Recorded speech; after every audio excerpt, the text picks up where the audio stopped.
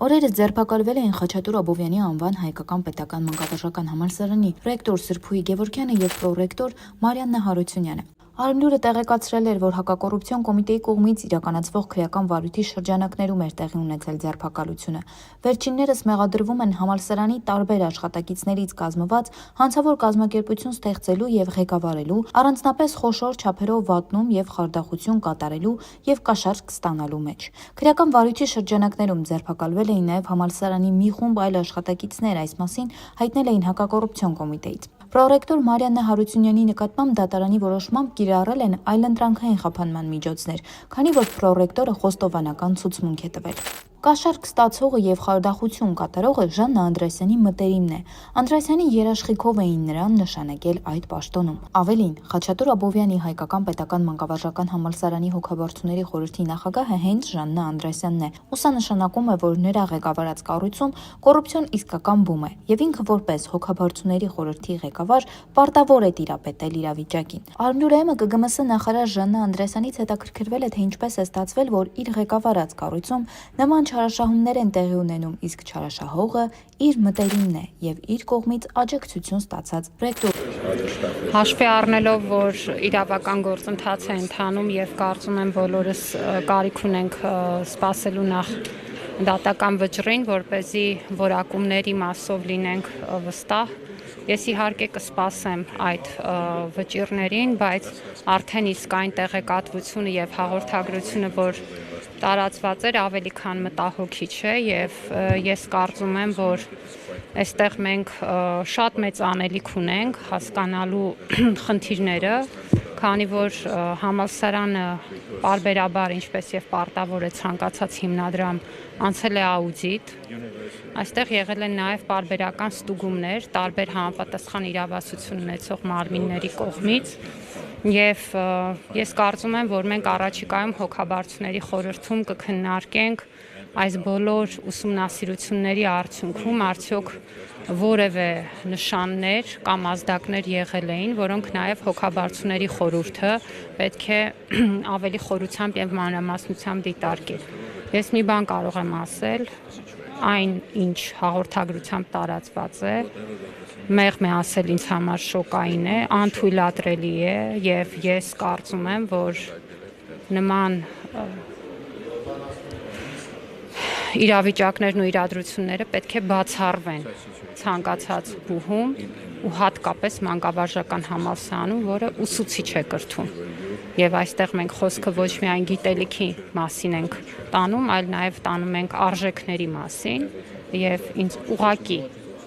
անընկալելի է թվում, որ ուսուցիչներ կրթող բուհը կարող է ունենալ վարքագիծ ու վարքականոն, որը ուղիղ հակասության մեջ է մտնում մեր առաջ քաշած արժեքների հետ։ Անթույլատրելի է։ Տիկին նախարար, դուք եք հոգաբարձուների խորհրդի նախագահ եւ ինչպես է ստացվում, որ ձեր ղեկավարած կառույցում նման գործողություններ են տեղի ունենում։ Նաեւ տիկին նախարար ներողություն, մամուլը գրում էր, որ ռեկտորը հենց ձեր անմիջական աջակցություն ունեցել է այդ պաշտոնում նշանակվելուց, ձեր մտերիմն է, ընկերուհին է, հաճախ գրում էին նաեւ։ Կխնդրեմ նաեւ մեկնաբանեք այս երևույթը մամուլում տարածված։ Գիտեք, ես այսպես կարող եմ ասել, մտերմության ու ընկերության մասին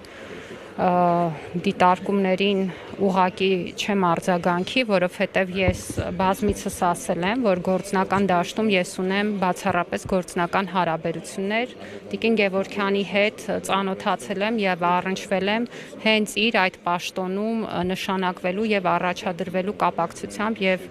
այդ իմաստով իմ հարաբերությունները ձևավորվել են իբրև գործնական եւ եղել են գործնական։ Տիկին Գևորգյանը ռեկտոր է ընտրվել 2022 թվականին, այո, ես այդ ժամանակ եղել եմ հոգաբարձուների խորհրդի նախագահ եւ նա ընտրվել է խորհրդի ձայների մեծամասնությամբ եւ դա փաստ է, որը բնականաբար բոլորին հանրածանոթ է։ Մնացած բոլոր դիտարկումները, ինչպես է հնարավոր եւ ինչպես հնարավոր չի, ես արդեն նշեցի, որ առաջիկայում մենք իհարկե ես այս ընթացքում փորձել եմ համապատասխան ուրեմն տվյալներն ու մանրամասները ստանալ, որպեսզի նաև բուհում մեր ձեռնարկելիք հետագա քայլերը պարզ դառնան, ակնհայտ է, որ բուհը կունենա նոր ղեկավարություն եւ դա պետք է լինի շատ ավելի ուրեմն հաշվետվողական միջավայրում, քան մենք մինչ այս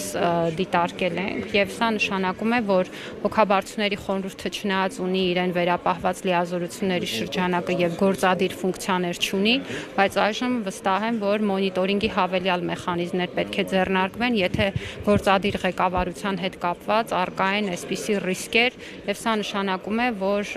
այս փուլում մենք բուհում կունենանք շատ ավելի հետեւողական եւ խիստ մոնիտորինգային համակարգ։ Տիկին Գևորգյանը ազատվելու է այստեղ։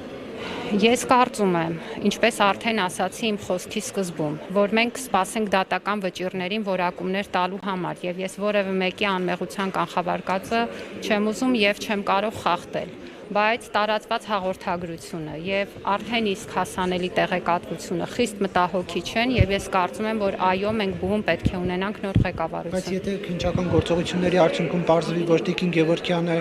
կոռուպցիայի հետ կապ չունի, ինչու եք հիմա նախապես ասում, որ նոր ղեկավար կունենա։ Առնվազն այս ժամանակահատվածում, երբ որ ընթանում է դատավարությունը, ես կարծում եմ, որ տրամաբանական է, որպեսզի մենք առնվազն ապահովենք երրորդ կողմի ներգրավվածություն եւ այս գործընթացում անաչառություն, իսկ այնուհետեւ արդեն դատական process-ներից հետո կհասկանանք յուրաքանչյուրի մասնակցության եւ ներգրավվածության աստիճանը եւ դրանից հետո կարող ենք այլ խոսակցություն ունենալ, եթե դրա կարիքը լինի։ Այս փուլում ես այլ տարբերակ չեմ տեսնում, որովհետև հնչեցված մեղադրանքները ավելի քան լուրջ են եւ դրանց պետք է համապատասխան արձագանք տրվի։